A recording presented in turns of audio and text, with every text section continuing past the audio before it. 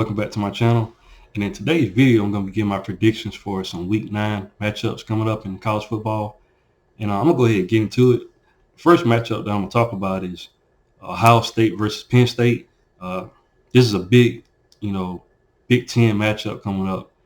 We all know Ohio State is the number 2 team in the country. They're 7-0 right now. And Ryan Day has that offense, clicking on all cylinders with C.J. Stroud at the helm.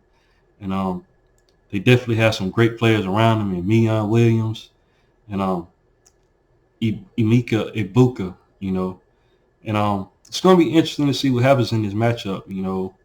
Of course, Penn State has Sean Clifford, another veteran guy, that has thrown for 13 touchdowns so far with 3 interceptions. And even though they took a loss to Michigan last week, not last week, but the week before, um, they're still a good team, guys. And this is going to be like the first team that Ohio State has played that's, probably their best opponent so far. Looking at the stats, of course, Ohio State is averaging 49.6 points a game. Penn State is averaging 33.4. Of course, Ohio State has the clear advantage there. But I was looking at some points allowed between these teams.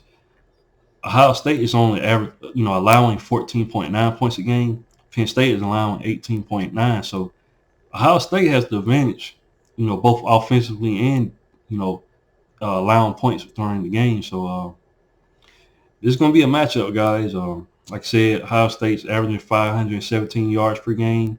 Penn State is averaging 423. And if you look at yards allowed total, Ohio State is allowing 239 points per game. Penn State is allowing 373. So technically, Ohio State has the advantage both defensively and offensively, and that's scary, going to this matchup with Penn State. But we all know Penn State plays Ohio State, good every year. So this could be a game, guys. I'm looking at the opponents. Ohio State got victory over Wisconsin, a team, that I thought would be better than what they are this season, and really hasn't lived up to the billing of, former teams.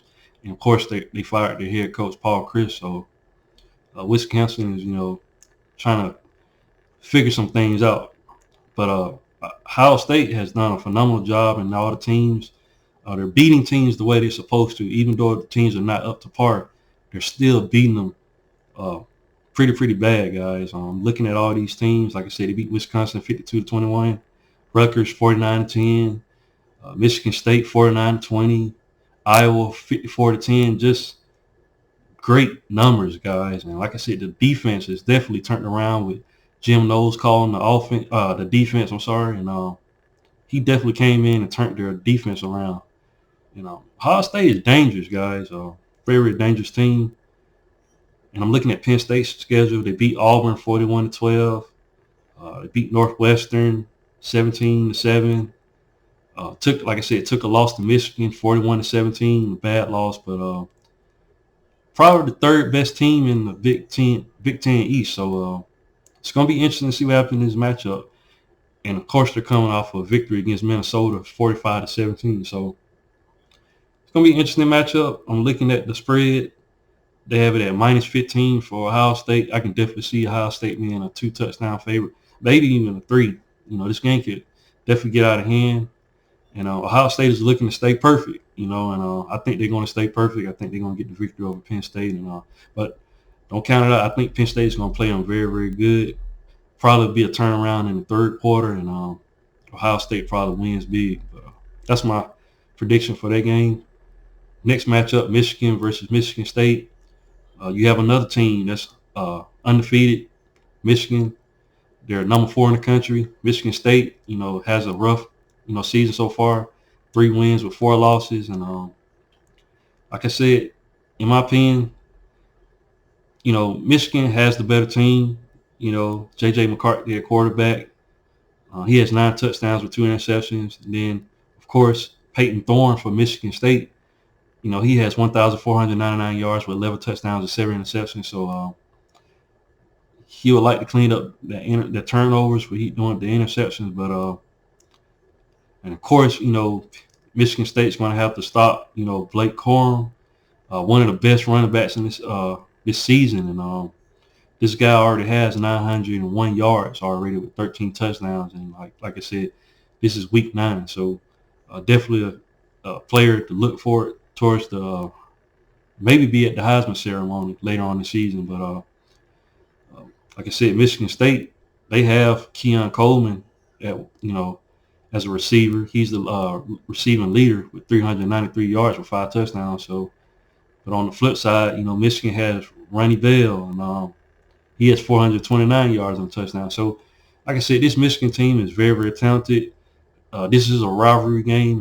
You can throw all the stats out the way, in a matchup like this. But if I had to pick a team to win, of course, I'm picking Michigan. The win is Michigan is averaging 42 points a game.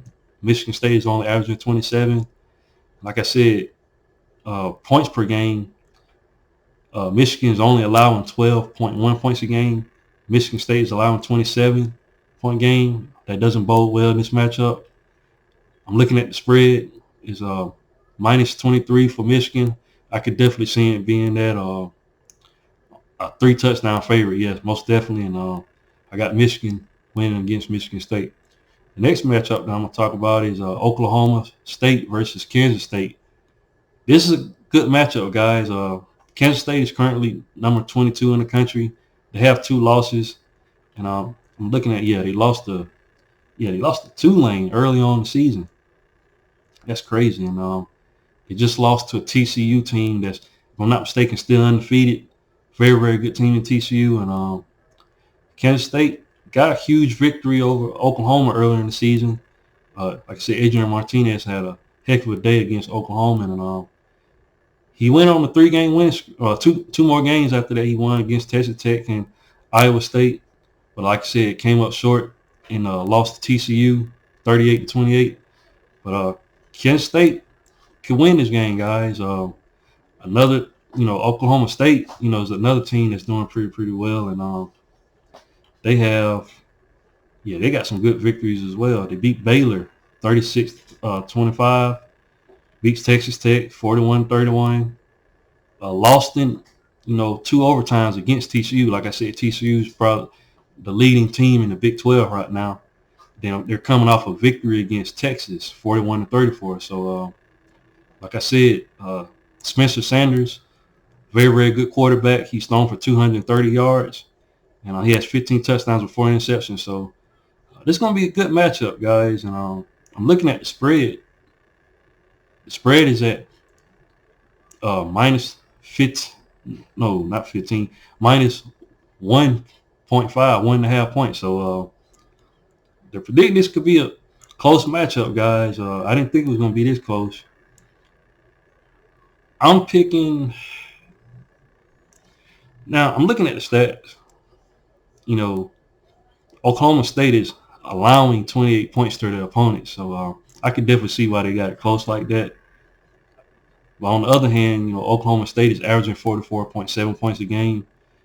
Kansas State is averaging 28. So, this could be an up-in-the-air game, guys. Like I said, the spread I'm looking at, they're leaning towards Kansas State to win this game. I think Oklahoma State is going to pull it off, though, guys. Like I said, Spencer Sanders at quarterback could be the difference. I'm looking at Adrian Martinez's stats. He's great at running the ball, but he only has like 907 yards with 4 touchdowns. In this matchup, I'm going to lean towards the better quarterback. To me, Spencer Sanders is the better quarterback. So even though they have it at, minus 1.5 for Kansas State, I'm going with Oklahoma State Cowboys to get the victory in this matchup. The next matchup that I want to talk about is Oklahoma versus Iowa State Cyclones. Like I said, Oklahoma struggled in, late September and early October, taking losses to Kansas State, TCU, and then Texas, and they bounced back and got a victory over Kansas, 52-42. But this is a huge matchup for Oklahoma. Coming off a good win against Kansas, a team in Kansas that has turned around and used to be at the bottom of the Big 12, but it's pretty good this season. It's good to have that victory up under you, to go forward in your next game. So can Oklahoma get a victory over Iowa? And Iowa's a team, that's struggled as well. They're coming off of four losses, back to back. Uh, they've lost to every Big 12 team they've played so far. They lost to Baylor 31-24, Kansas 14-11, Kansas State 10-9, and then Texas 24-21. But what's crazy about all those losses, they're either a touchdown or 3 points or a point different. So Iowa could have had some victories in all of these, a couple of these games. They just got close losses, and all of them been narrow losses. So it's going to be interesting to see how they play against Oklahoma. Uh, right now, I'm looking at the spread. They have it, once again, 1.5 for them against Iowa for Oklahoma to win. I think it's going to be a close game, but I can see Oklahoma pulling it off, guys. Like I said, they got the guys to do it. Dylan Gabriel so far has thrown for 1,618 yards with 13 touchdowns. So I trust Oklahoma's, offensive players that they have. Like I said, Eric Gray, 695 yards, great player. Marvin Mims, one of the best wide receivers in the country, 542 yards for 3 touchdowns. So, but Iowa State is no slouch neither. They have, what's his name? Hunter Deckers. He got 1,843 yards, 13 touchdowns. So he's no slouch. He's thrown 7 interceptions. So I'm thinking, right now, Dylan Gabriel's the better quarterback out of the two. I think Oklahoma gets the victory and might beat them by more than a couple of points. But like I said, Iowa has had a couple of narrow victories, and it's going to be interesting. One of the games I'm definitely going to be watching to see what happens. And on the last game we'll talk about is Wake Forest versus Louisville. I think this is an intriguing matchup. I think this can go either way for both teams. You got a team in Wake Forest has Sam Hartman, one great quarterback, guys. He has 1,755 yards, 21 touchdowns, 3 interceptions. Definitely one of the best quarterbacks in the league, in the ACC. And he's going against Malik Cunningham, who's only thrown for 1,090 yards for 5 touchdowns, 4 interceptions. Like I said, not as good as a quarterback as Sam Hartman, but Louisville is one of the teams that you have to, account for on defense when you're playing against them because they can spread you out, by running the ball and stuff like that. So very, very good team. They're a run first type of team. So Wake Forest is definitely going to have to try to stop the run. I'm looking at the stats for the game. Of course, Wake Forest averaging 41.4 points a game. Louisville's averaging 27 points a game. Like I said, Wake Forest has the advantage. Great offensive team. But Wake Forest is allowing 24 points to their opponents. Louisville is allowing 20. So Louisville has a slight edge there. Looking at the games they beat, like I said, Wake Forest only lost to Clemson, a team that's kind of struggled and has played, some tight games. Like I said, it was down against Syracuse last week, but was able to pull out the victory. So even though Wake Forest has that one loss to Clemson, they've beaten everybody else. Beat Florida State 31-21. They beat Boston College 43-15. So Wake Forest is a great offensive team. Like I said, with Louisville, they lost to Florida State. They lost to Boston College, 2 teams that Wake Forest has beaten. So in this matchup, I'm picking Louisville to win. I mean, not Louisville, but Wake Forest. I'm picking Wake Forest to take the victory here. But this could go either way, guys. Louisville could be in this game. But in my opinion, losing to Boston College and Florida State, 2 teams that Wake Forest has beaten. And like I said, Wake Forest almost beat Clemson. So Wake Forest could easily be undefeated right now. And I'm picking them to beat Louisville. But that's all I have for today, guys. If you haven't, please like, share, and subscribe to the channel. And I'll definitely be back with more college football content. And that's all I have. Thanks, guys, and roll tide.